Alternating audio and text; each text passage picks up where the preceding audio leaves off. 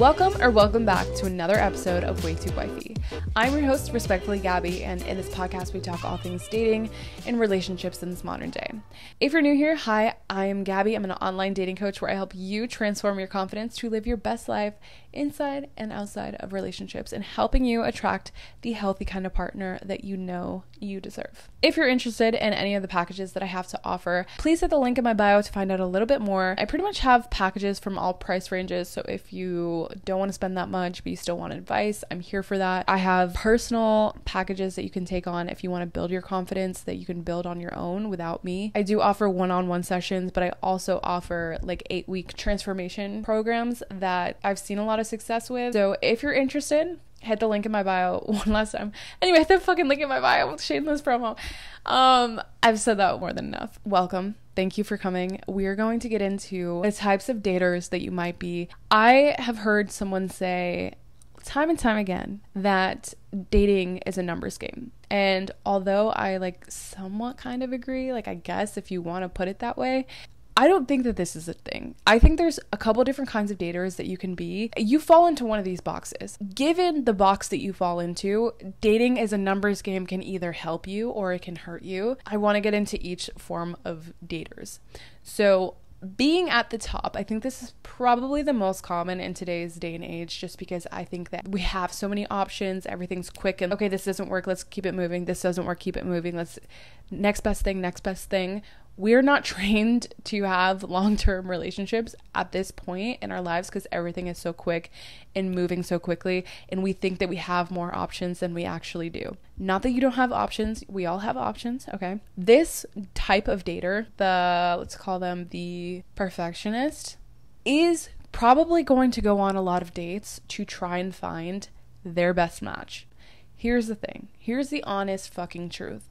Not anyone is going to be your perfect 12 out of 10. Every single box is filled. Nothing annoys you about that partner. You are not going to find that person because people are human. We're not perfect. We're going to have our flaws. You have to pick what you're willing to tolerate and what you're not willing to tolerate, your deal breakers. That's where you find your person. What are the things that you are willing to put up with in a relationship? For me, I know that personally, I don't want to put up with anyone that's not going to be an emotional fit for me. And I feel like I have to be connected to my partner. Other things that I'm willing to compromise, I think there's you either want that emotional bond or the financial lifestyle. Like that person, I think as a woman, we either go for one of the other.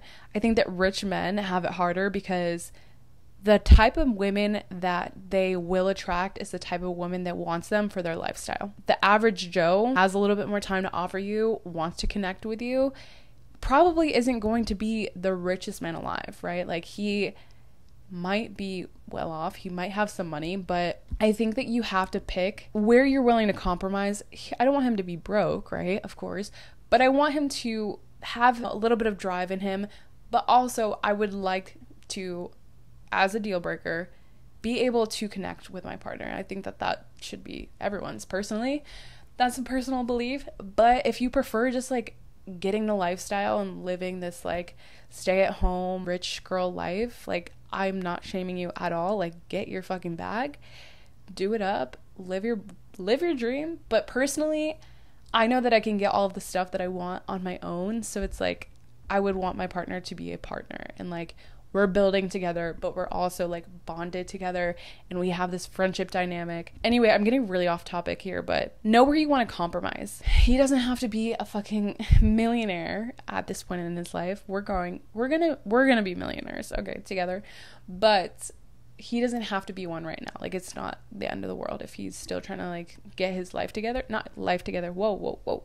If he's in the building phases, if he knows what he wants but still in the building phases, I'll take it. But I think the thing with a perfectionist is that we think that we have so many options, so we'll continue dating. And I think that I last year was going on a fuck ton of dates to where I was canceling people out left and right because I'm okay, next best thing, this is getting bored, let's go to the next thing. But what I didn't realize is that at one point I probably met someone that was a good fit for me that I overlooked because I was so ready to get to the next thing. And I'm going to be honest with myself, that I've already been honest with, but with you guys as well, because I want you to know that this is something that I've struggled with as well. But at the end of the year, I've talked about him on this podcast before, I met this guy and he was actually exactly what I wanted. Everything that I asked for, honestly, and it scared the fuck out of me. And I've lied to people and myself saying that, okay, well, there's some things that he's missing that we just don't align on. But that's like not true because we pretty much share the same values. The thing is that he is scared the fuck out of me. It would never work now because I don't live in Miami anymore, and I think that life kicked me out of Miami for a reason, and I don't think it was meant to be. But I will say that he has now set the bar at a certain level, and the next person that I meet that is like him, I'm going to give a shot. And I would really recommend that if you fall in this category, think back to every single person that you've gone on a date with, maybe in the past couple of years or however long you've started dating, and think back to where is the bar set. And if you haven't met it yet and you continue dating the same person with the same face, the same asshole, that's a you problem. Okay, and that's something that you can work on. We're not shaming. We've been there. Okay, but that's an internally, like, you need to figure out some shit with yourself that you keep attracting assholes. I've been there. I know what it's like. We can figure it out together. Hit the link in my bio. But if you keep attracting the same asshole, of course you're not going to get anywhere. If you're meeting good people mixed in with that, the next person that you meet that fits the same energy of where your bar is at, give that person a chance. You have nothing to lose. Don't think of it as like, okay, we have to get married tomorrow. Don't think it so far ahead in the future. Take it day by day and watch that relationship develop over time. I think that when we get into the phase of writing people off because they don't have everything, eventually we're not going to have all the options in the world, and we're going to have to settle for something that we didn't want to settle for. Or, I mean, I would just stay single, but figure out where you're willing to give and take. And then the next person that comes along that fits the energy, just give them a chance. You don't have to commit to them. If it scares you, like it scared me at the end of the year, I now know moving forward that if someone were to come around like that, I think that was like my final piece of like life dangling this person in front of my face, like, hey, it gets good, it's gonna get good. Like, that's what I feel like he was for me, and I'm very thankful. I think he's an amazing person, and I think that he's gonna end up with someone amazing if he finds that in Miami. But besides the point, I now know moving forward, when I do move, because I'm not dating currently right now seriously, I'll go on like funsy dates outside of the city. I realize actually I've only been on 4 dates this year, and they've all been out of town, which basically says to me that I'm really actually not serious about dating, because last year I was going on like I was consistently dating for a while. But I also don't want to waste anyone's time. If it's out of town, you both kind of go into it knowing that it's probably not going to go anywhere. I like going out, meeting new people, love doing that stuff, but right now I'm in like such a focus mode. It's career. I'm very focused on my career right now. And when I do move, I think that this will be more of a priority to me. But if you are a perfectionist trying to find the next best thing, give someone that you wouldn't normally give a chance. No one's going to be the perfect 10 out of 10. The second one is the person who hesitates. The hesitator. The hesitator, I've had a lot of friends that are hesitators, actually, that don't want to go on dates at all. And they will give it every excuse in the book. They will put things off and say, okay, well, I have to lose this 10 pounds before I can go on dates. They're not going to like me if I do this.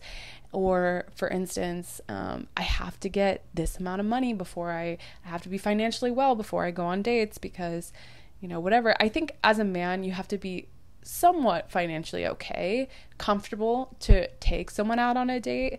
But as a woman, like, that shouldn't even be an excuse. Like, someone's gonna like you with or without your money. As a society, that's how we operate, and you can like a broke guy and he can be open to the relationship, and that's cool and that's fine. If that's your speed, do it up. I'm supportive of it.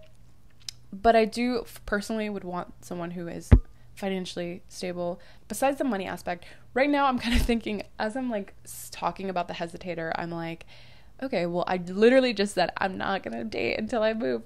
But I do want to add in the fact that logistically, it doesn't make sense for me to date in Tampa because I'm leaving in a couple of months. So I don't know where exactly I'm moving to. I would be open to like a long distance thing and then maybe like that turn into me moving there. Those kinds of things. But I'm not staying in Tampa. That's for surezies. I'm out. It doesn't make sense to me for me to like really entertain a relationship here because I know that I'm leaving. When I do move, I'm open. Okay. We're gonna put that in the books. I'm not usually the hesitator either. This is the only time that I'm like, I need to focus. This is my era of focus. I literally have a word per year of what I want to carry out in that year, the energy that I want to carry out. And this year has been absolutely the word focus. I'm focusing right now on myself and growing myself. When I get to that next chapter in my life of wherever I move, I'll figure it out. But I think that the other things like, okay, I have to lose that weight, or I have to, get a full-on makeover, or I have to be in a financial spot. I think that those kinds of things, the right person is going to like you outside or in the relationship. The right person is going to like you with or without that stuff. So they're not going to like you just because of your financials.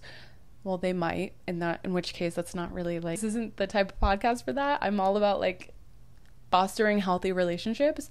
And if you're in this just for like the finances, it's probably, you're going to get a lifestyle out of it, which is fine. Go get your bag, go live the life. But personally, I need an emotional connection. We've been over this, but if you're waiting for those things before you put yourself out there, and I think, before you put yourself out there, I think that you're just blocking yourself from love. Because I've met people that were hesitators that were scared to put themselves out there because they thought that they knew what they wanted.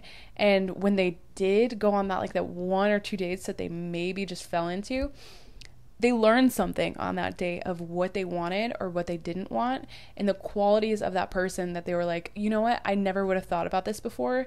I really like this quality about this person. And I think that now I can add that to my list of like things that I want in a partner, or something that I'm like absolutely non-negotiable. I will never deal with this again.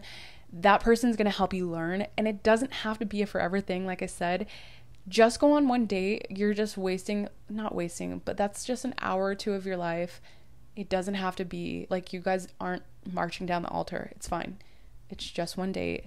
And also you get practice to where, you're putting yourself out there. If you're nervous or scared to go on dates, I used to like take shots before dates and make myself sick because I was so nervous to go on dates. Now I don't care. I'm like, I've gotten to the point where I've gone on so many dates that it's not as nerve-wracking as I used to be about it.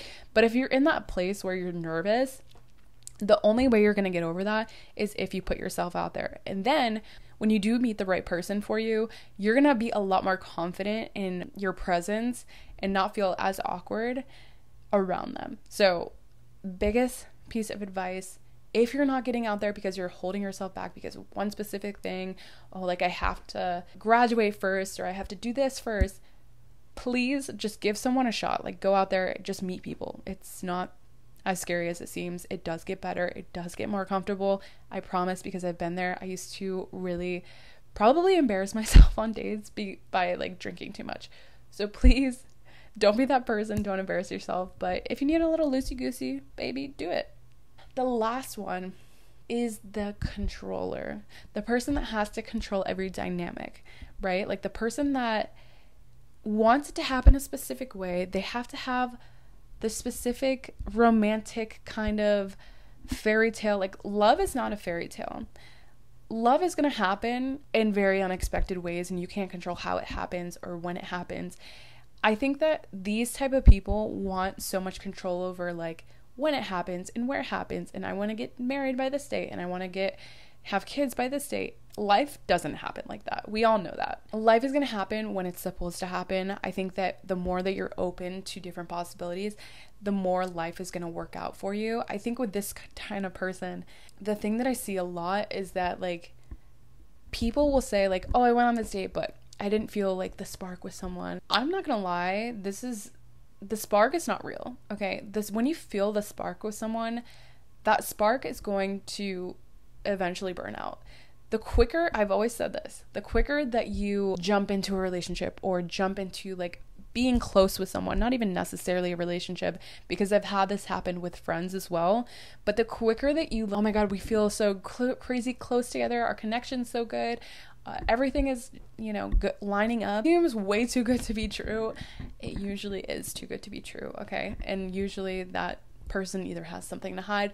The quicker someone wants to move quickly with you, I feel like those kind of people have something to hide. I've never met someone that wanted to move so quickly. They didn't have some kind of ulterior motive, whether they wanted to like jump quickly into like sleeping together, or they wanted to jump quickly into a relationship because then they could tie me down and they can manipulate me, and these kinds of things. Like, you have a huge red flag for me now. And then even like with friendships too, I think that like when girls try to get too close to me too quickly, I just know that emotionally they're unbalanced. Like, it doesn't feel right to me.